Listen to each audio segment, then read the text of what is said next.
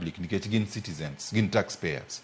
Yes. Penjo pod aneno ka thoth kae, kanyalo mana somo moko kuom ote bende mar mondo mi thuolo marwa bende kik rum, koko winja ne penjo kachiel kod paro mopogore opogore ma joneno magwa pod imedo chwalonwa okinyi ma kawuono. Kalore ni wach ni mar KUPS en wach ma nyaka non e yo makare kata yiero courses kokale KUPS kanyo. Onego bed ni nyathi time e yo makare mar mondo mi course moyiero obed gino modwa timo, kalore ni mano e gima biro determine kaka ngimane ma mbele biro bedo. Kinyalo mana ketna moko kuom ote ma joneno magwa pod imedo chwalo okinyi ma kawuono mar mondo mi wasomgi achiel kachiel ka thuolo marwa pok orumo okinyi ma kawuono.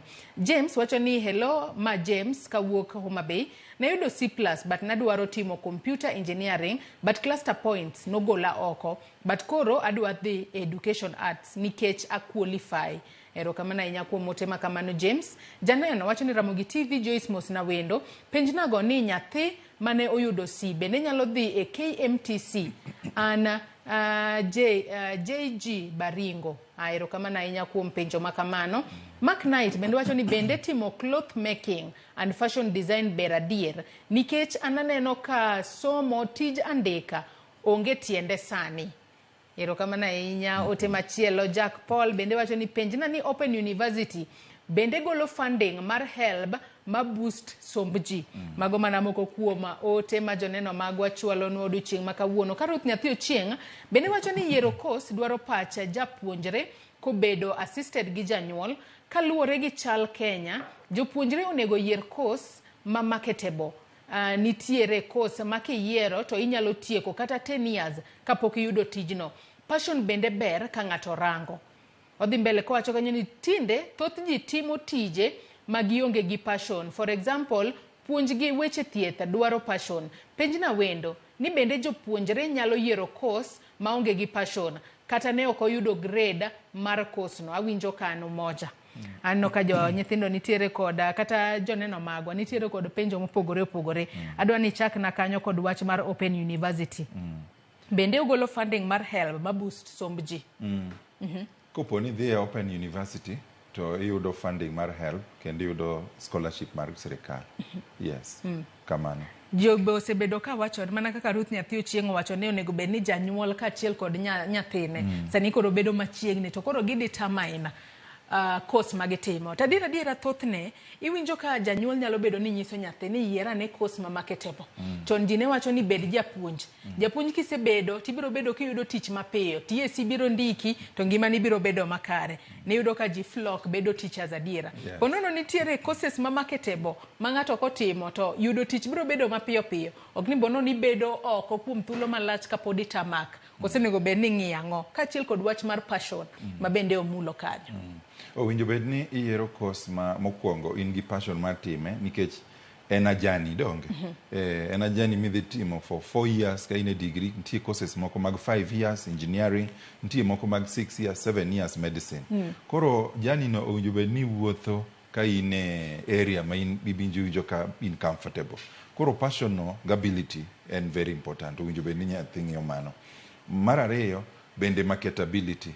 Ing'e ni to course matimo ni ere kaka piny chal nationally ka to gi globally. Ere ka be skills ni gin skills midwaro.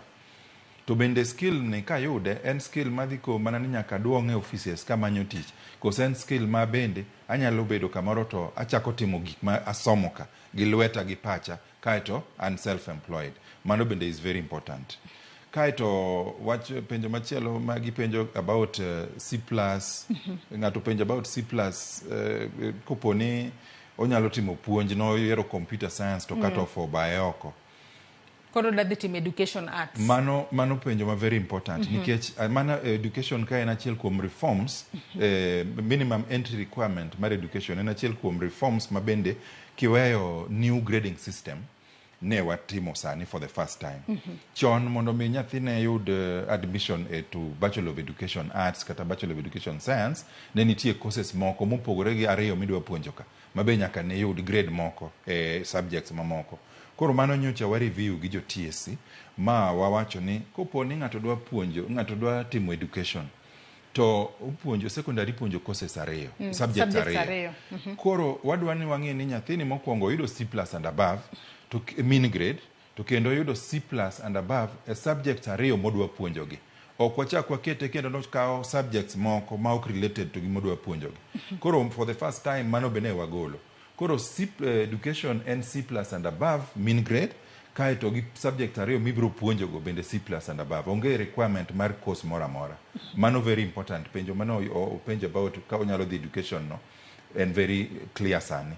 Koro subjects momokogo are not required.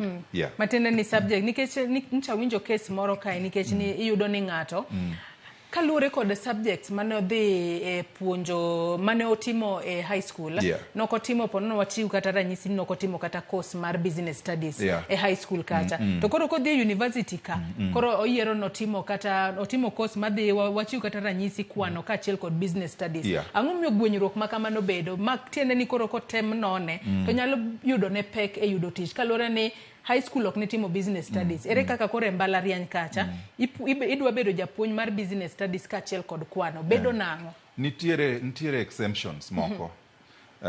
Mokwongo nitie course nitie subjects moko ma ka ok itimo e secondary tidwa bedo japuonj tidwa puonjogi. Nitie exemptions moko. Mokwongo en computer studies. Ok ochuno ni nyaka ni tim computer studies e secondary mondo mi ibed ni timo Bachelor of Education Science, Computer Studies gi subject machielo. Kopo ni in gi maths, C+ and above, to mano cover ni for computer studies. Koro inyalo chako timo computer studies e university kidhi mbele. Mar ariyo en business studies. Ok ochuno ni nyaka ni tim business studies e form 4 mitime KCSE. Kopo ni itimo mathematics mi yudo C+ and above, inyalo donjo tito ipuonjo isomo Bachelor of Education Arts, Business Studies gi subject mar ariyo. Mar adek en home science. Ok ochuno ni nyaka bed ni itimo home science e secondary mondo mi itime under Bachelor of Education Home Science gi subject machielo. Kopo ni itimo biology mi yudo C+ and above, inyalo tiyo gi requirement no mondo isom home science. The last one en agriculture. Nitie course miluongo ni Bachelor of Education Bachelor of Agricultural Extension and Education. Jomoko dende na AGED. AGED no bende ok ochuno ni nyaka bed ni timo agriculture form 4. Kopo ni timo biology mido C+ and above, to oyieni timo Bachelor of Education Bachelor of Agricultural Education with Extension. Jomo graduate gi course no gipuonjo agriculture to gi biology. Tiende ni subjects mar ariyo go gin gi relationship mang'eny kabisa gi mano kitimo cha. Koro kopo ni time mikale ise demonstrate ni in gi capacity nikech biology and botany, zoology, plants, animals. Koro kata no kitimo agriculture e secondary tise timo biology mikalo ise demonstrate ni in gi ability mar chako somo agriculture as a teaching subject midhi puonji. Mathematics, business, physics, computers and mathematics be kamano. Achoncha e kinde mano